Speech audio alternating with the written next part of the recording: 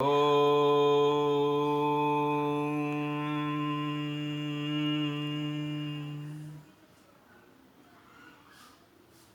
भूतसर्गौ लोकेऽस्मिन् दैव आसुरैव च देवो विस्तरशः प्रोक्त आसुरं पार्थ मे शृणु।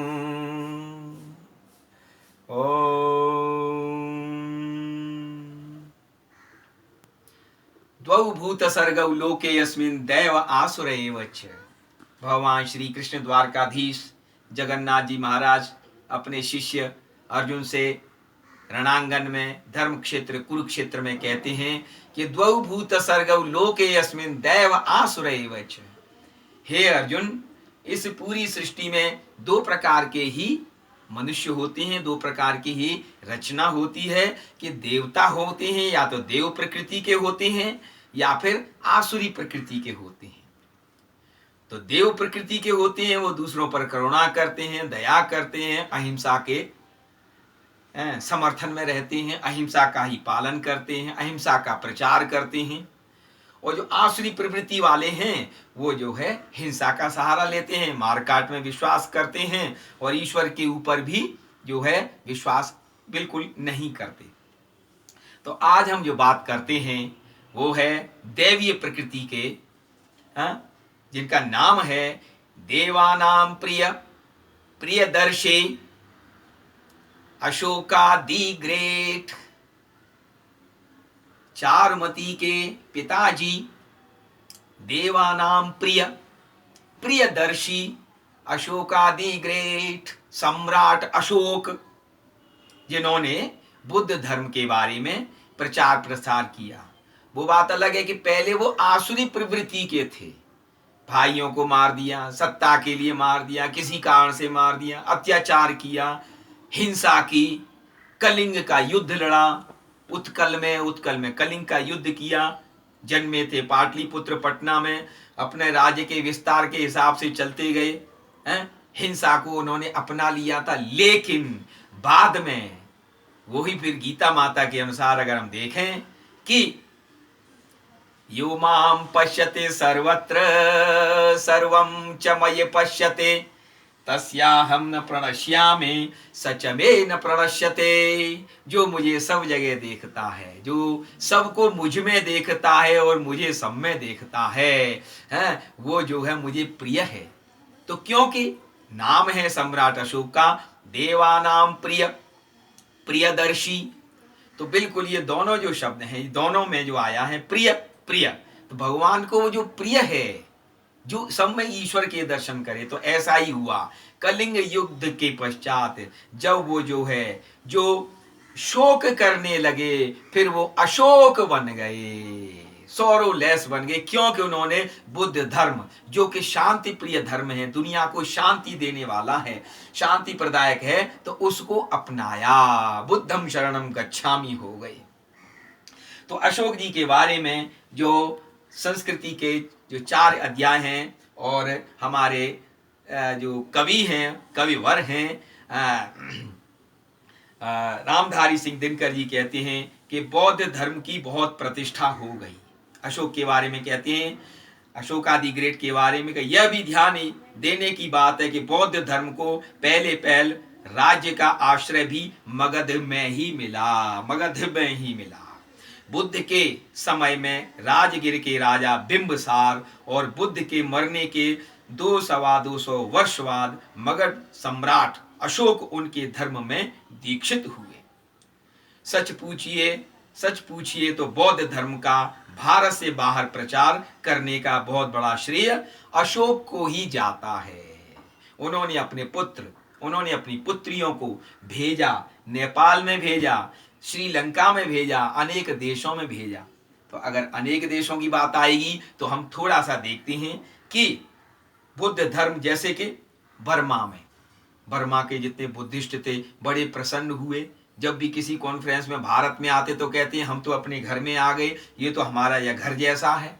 श्याम है, पुराना नाम श्याम, आजकल थाईलैंड, वहाँ पर बुद्धिस्ट 95%, वो इतने प्रसन्न रहते हैं, वैसे रामायण का पाठ करते हैं, बुद्धिस्ट हैं। और थाईलैंड का संपर्क तो नेपाल से भी है, थाईलैंड का संपर्क जनकपुर से भी है, थाईलैंड का संपर्क अयोध्या से भी है। तो इस प्रकार से भी है, सब कुछ है। ये जो शांति प्रदायक जो बुद्ध धर्म है, इसके जो है अनुयायी अशोक ने बहुत उत्पन्न किए, प्रचार प्रसार किया। और अगर देखी जाए तो चीन की बात तो भाई गड़बड़ है। चीन की तो ये है कि क्योंकि चीन में जो 3 धर्म हैं, चीन में 3 धर्म हैं। पहला धर्म हुआ कन्फ्यूशस, दूसरा हुआ लाओ त्से वाला, तीसरा हुआ बुद्ध धर्म।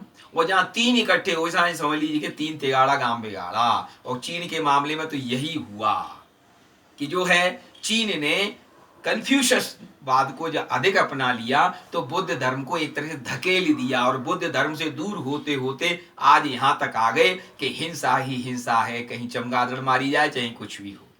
एनीवे, ये सब कुछ देख रहा है ऊपर वाला।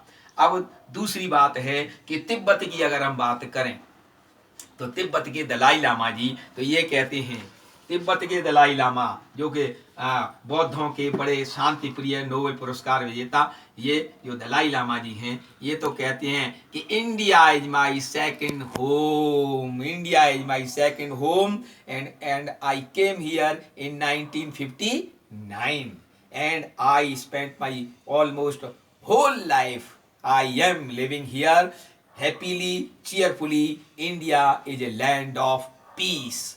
तो दलाई लामा जी इतना प्रसन्न हैं, यहाँ पर रह रहे हैं, धर्मशाला में रह रहे हैं। ये भी बौद्ध धर्म के ही आपके अनुयायी और बौद्धों के गुरु लामा जी, परम आदरणीय हिज होलीनेस दलाई लामा जी। अब बात आती है कि ये चंद्रगुप्त मौर्य के ही ग्रैंडसन थे, चंद्रगुप्त मौर्य के ग्रैंडसन थे। तो ये मौर्य का तात्पर्य क्या है? तो मौर्य का तात्पर्य है कि वंशी वाले के वंशज हम सब नर नारी, वंशी वाले के वंशज हम सब नर नारी, सृष्टि का रचयिता एक मोर मुकुटधारी।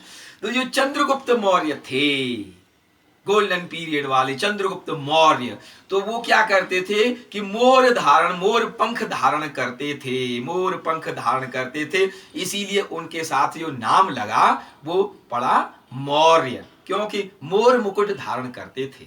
अर्थात हमारे कन्हैया भी सृष्टि का रचयिता एक मोर मुकुटधारी, और वो मोर को ही, मोर के पंख को धारण करते थे, इसीलिए उनका नाम आया चंद्रगुप्त मौर्य। और चंद्रगुप्त मौर्य, और फिर यही मोर जो है आपके मौर्य वंश के साथ लग गया।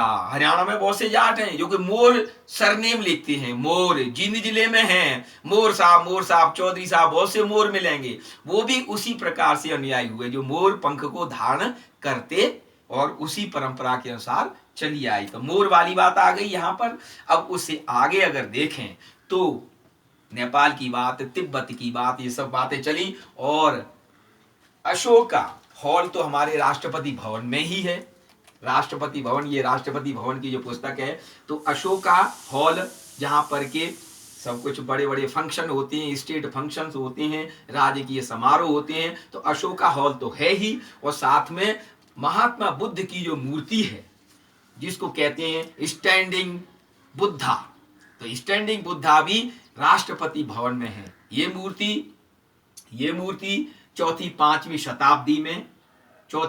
शताब्दी में मथुरा से लाई गई। ये मथुरा से ही लाई गई क्योंकि बुद्धिज्म का एक सेंटर मथुरा भी हुआ करता था, वहीं पर वहां से ये मूर्ति लाई गई स्टैंडिंग बुद्धा की, जिसको के कहते हैं एकदम हाईएस्ट क्वालिटी की बुद्धा जी की मूर्ति। तो मथुरा बात आ गई कि जो मोर मुकुटधारी है उसको, उसके मोर को जो है धारण किया चंद्रगुप्त मौर्य ने और उनके वंशजों ने। और फिर घूम करके महात्मा बुद्ध भी जिनकी की मूर्ति बनी वो मथुरा में ही बनी, जो कि भगवान श्री कृष्ण की जन्मस्थली है। तो गीता माता शांति का संदेश देती है, बुद्धिज्म शांति का संदेश देता है। अशोक ने भी कहा जीवों पर दया करो, बिल्कुल सही कहा। और धर्म वही है जो कि शांति प्रदान करे, धर्म वही है जो कि प्रसन्नता प्रदान करे। तो भगवान कहते भी हैं कि प्रसादे सर्व दुखानाम हानिरस्योपजायते, और प्रसन्न चेतसो याशु बुद्धि पर्यवतिष्ठते। तो प्रसन्न रहना अति आवश्यक है। धर्म का तात्पर्य होता है प्रसन्न रहना और प्रसन्नता